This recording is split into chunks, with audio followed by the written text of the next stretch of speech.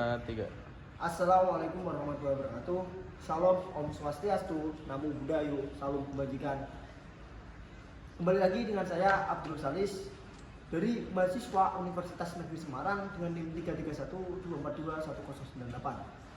Dalam pembahasan kali ini saya akan membahas soal tragedi yang kemarin terjadi di Cianjur.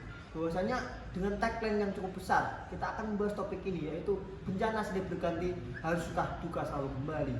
Nah, kenapa kita memanggil ini, kita mengangkat tema ini? Dikarenakan sudah banyak terjadi atau sudah banyak tragedi yang terjadi di negara kita, negara Indonesia khususnya, mulai dari gempa bumi, tsunami, tanah longsor.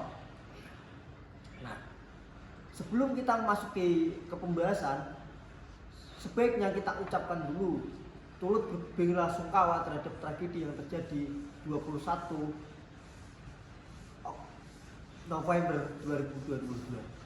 Nah, di dalam tragedi Cianjur itu sendiri, per tanggal 22 November 2002 tercatat sudah ada 268 orang yang tewas. Selain itu, korban luka-luka tercatat sebanyak 1.803. Nah, dan ada 58.632 orang yang masih mengungsi dari 12 kecamatan terdampak. Nah, sebelum itu, gempa juga pernah terjadi di Banten pada awal 2022. Nah, hingga gempa Palu pada tahun 2018. Korban jiwa pun cukup banyak berjatuhan. Mengapa sekarang juga tak berbeda? Kenapa itu ada korelasi antara kenapa saya memilih tagline bencana silih berganti, haruskah duka selalu kembali.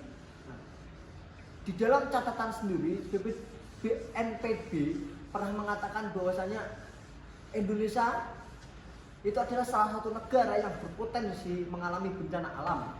Nah, hal inilah yang merupakan konsekuensi dari yang tak bisa dihindari karena negara kita berada di kawasan cincin api atau ring of fire. Nah, dengan demikian, Badan Nasional Penanggulangan Bencana hadir dan menjalankan tugasnya untuk melakukan penanggulangan bencana sesuai dengan amanat Undang-Undang Nomor 4 Tahun 2007. Nah, dalam penanggulangan bencana itu sendiri, itu BNPB atau Badan Nasional Penanggulangan Bencana yang dalam penanggulangan itu sendiri mencakup beberapa hal. Pertama yaitu pencegahan bencana, penanganan tanggap darurat, rehabilitasi, dan rekonstruksi secara adil dan setara. Nah, selain itu, dalam anggaran itu sendiri, anggaran yang dibangun di BNPB, Letjen TNI Suharyanto mengusulkan anggaran tambahan bagi lembaga sebesar Rp 1 triliun untuk 1 tahun anggaran 2023 sebagai lembaga utama penanggulangan bencana. Anggaran PNPD dapat dibilang cukup fluktuatif. Di tahun 2009 itu sendiri di dalam kisaran Rp 160 miliar. Di tahun 2020 naik di angka 700 miliar. Tahun 2021 naik lagi di angka 994 miliar. Nah, di tahun 2022 itu naik lagi 1.127 triliun di angka tahun 2022. Nah, pada dasarnya hal ini cukup dapat menghitung betapa tepatnya total dana penanggulangan bencana yang disediakan oleh pemerintah. Pasalnya, selain alokasi anggaran dalam APBN, alokasi anggaran penanggulangan bencana juga tersebar di berbagai program kegiatan kementerian.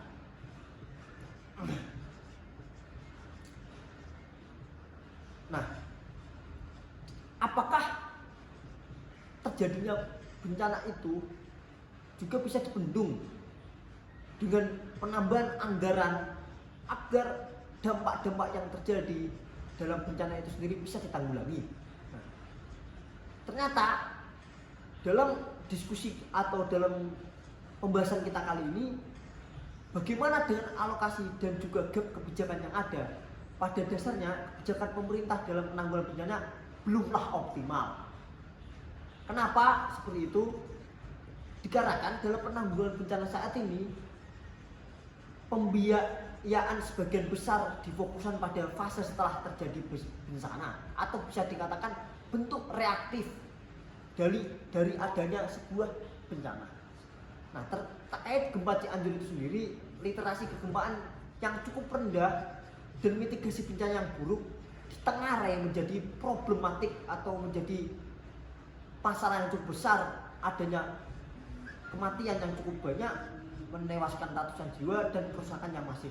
Lagi-lagi mitigasi bencana lah yang menjadi sorotan kalau bencana alam besar terjadi.